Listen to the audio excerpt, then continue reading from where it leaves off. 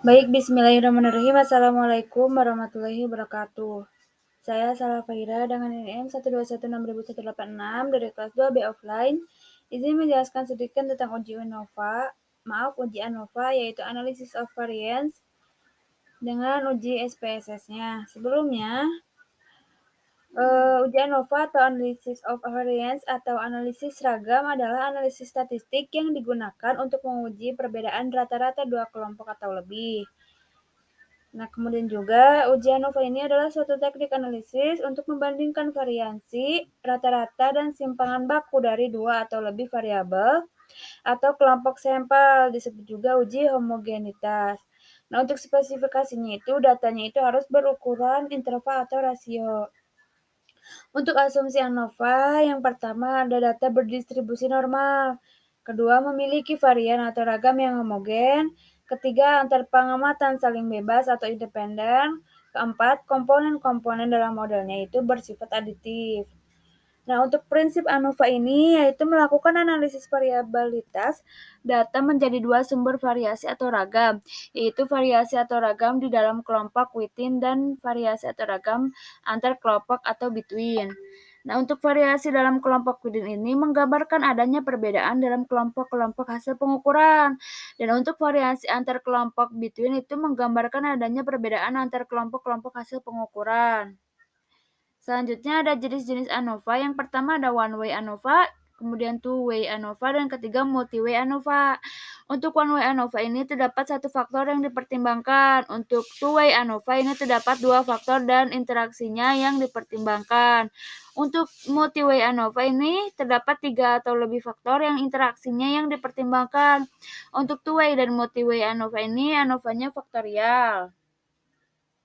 Selanjutnya ada contoh kasus ya, bisa kita lihat di sini, yaitu seorang guru matematika di salah satu SMA negeri di Bogor ingin menguji apakah terdapat perbedaan nilai ujian matematika antara kelas A, kelas B, dan kelas C. Guru tersebut mengambil sampel secara acak sebanyak 15 orang siswa dari masing-masing kelas. Berikut ini merupakan data nilai ujian matematika untuk kelas A, B, dan C.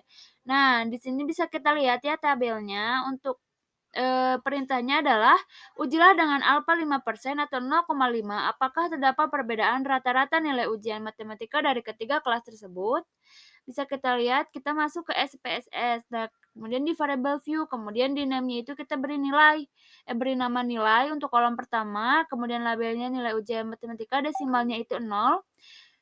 Dan measure-nya itu nanti di situ scale ya, belum dicantumkan. Kelasnya juga desimalnya 0 ya. Terus untuk kelas kita add value-nya itu untuk 1 kelas A, 2 kelas B, 3 kelas C. Kemudian setelah itu klik OK.